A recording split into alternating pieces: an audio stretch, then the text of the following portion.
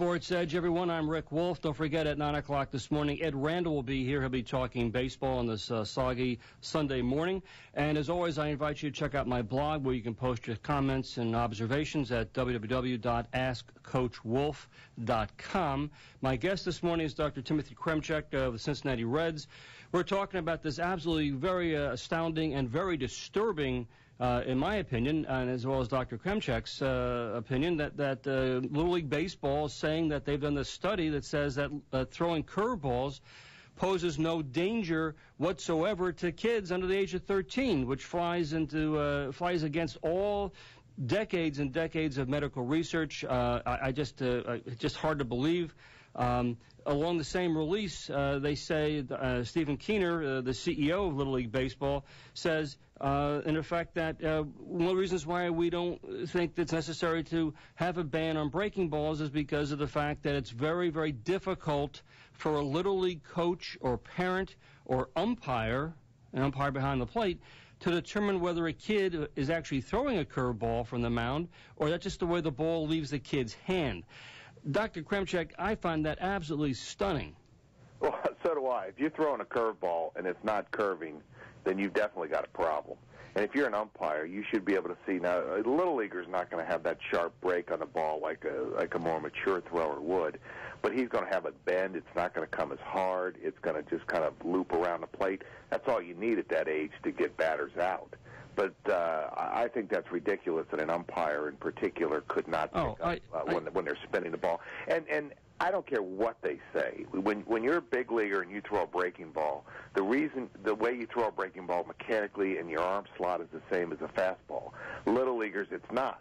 They're trying to get as much spin as they can, so they're going to drop their arm down and try and spin that ball. When they drop their arm down like that, that's what places the torque and the stress on those growth plates, which are very fragile, especially in the elbow. So that's why I think this study is ridiculous. I mean, you go back and the quote I'll never forget, Jim Andrews talked about the study that was performed, they did in 2009, saying, geez, we're really not sure if breaking balls or curveballs can cause damage.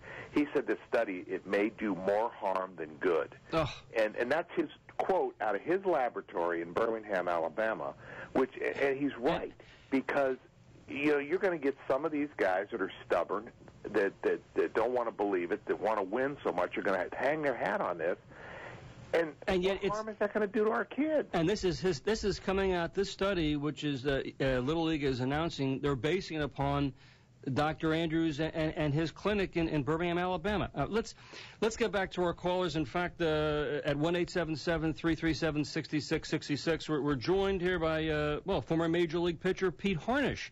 Pete, good morning. Hey, Rick, how you doing? Thanks for having me on. I appreciate it. Oh, Pete, what a thrill and a pleasure to have you call in. Look, you're a former Major Leaguer. You're from this area, from the New York area. What is your thoughts about this study?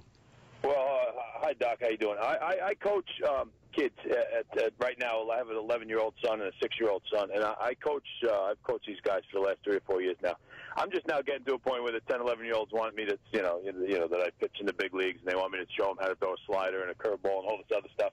And flat out, I won't do it. I just want to say, first, I applaud you guys for coming out and talking about this, because I thought the study was absolutely incredulous when I heard the stories. My wife told me about it, actually, that came out. There was a story, I guess it was on ESPN or whatever, and they were talking about the study, because I often wonder why commentators doing the games don't ever say anything about it during the Little League World Series and these regional things. They never say a word, and I know a couple of them, and I'm going to ask them the question when I speak with them, but I guess it's, as I'm sure, like you said, there's a lot of politics involved. I'm sure there's pressure put on them to not say anything about this. But if you just put your arm in a position to throw a curveball, if you just held your elbow up at a right angle and hooked your hand and put it in the proper position to spin the ball, to throw a breaking ball or a slurve or a slider, you can see the stress on the elbow immediately without even having a ball in your hand. I mean, you can do it. I do it all the time. I show the kids.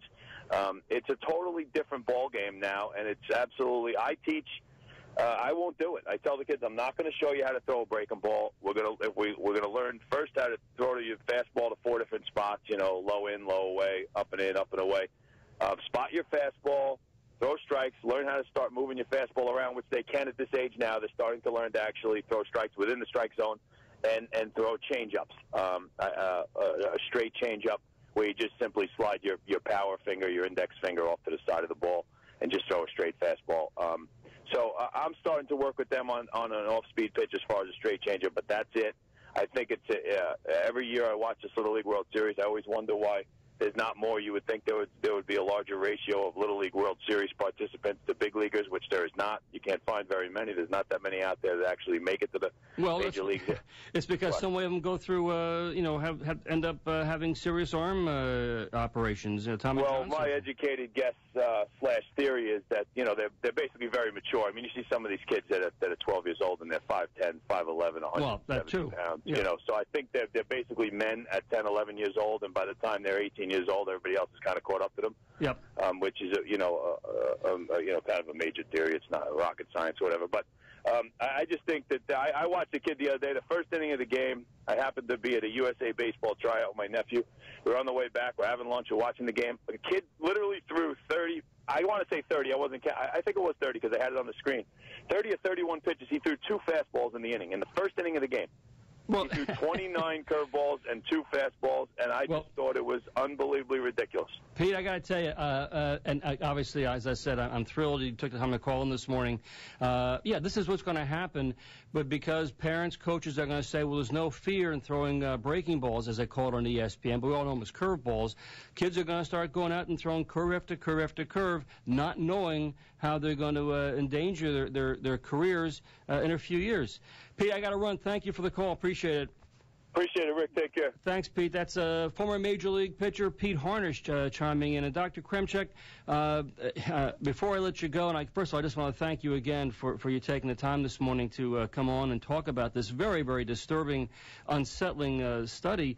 But what is your sense? What's going to happen here? Is Little League? Is this going to mushroom, and kids and parents are going to say, well, I got the green light, I can do this now? I mean, what is your sense of what's going to take place in the next couple of years? I think that a lot of parents have learned that this is not the thing to do, and they're not going to let their kids do it. But unfortunately, this is going to be the green light for a lot of people that were on the fence, a lot of parents and coaches that see this 11 or 12-year-old that's going to be a prodigy, and they're going to teach them and say, look, we have studies that show that this is not going to harm you.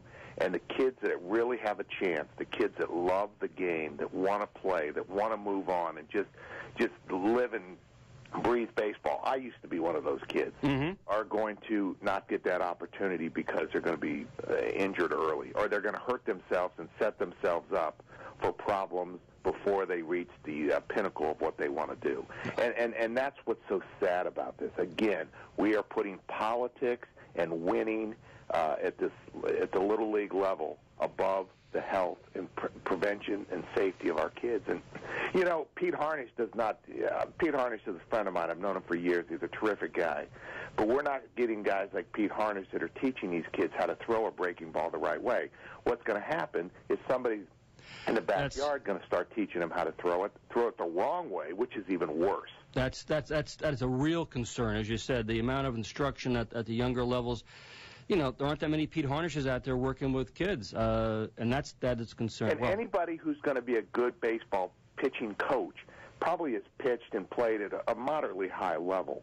And they know better. They know the arm pain that they had when they pitched, when they woke up and couldn't extend their elbows, and the soreness.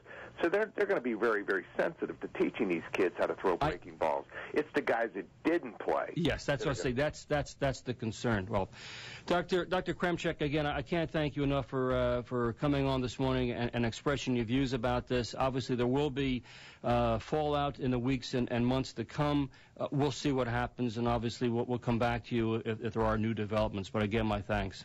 Well, it's my pleasure. I mean, this means an awful lot to me. I love the game of baseball. Obviously, I love kids, and this is what I do. And let me ask you, what is your blog again? That number? It's www.askcoachwolf.com. Wolf is WOLFF. AskCoachWolf.com. That's terrific. Hey, listen, I'm glad you had the topic, and I was more than happy to come on. Hey, thank you so much. Take care. And that's Dr. Timothy Kremchek, orthopedic surgeon, medical director for the Cincinnati Reds. And, friends, I got to tell you, this is very, very disturbing stuff. If you had a kid playing Little League baseball, you got to be asking yourself questions now about the safety of throwing curves.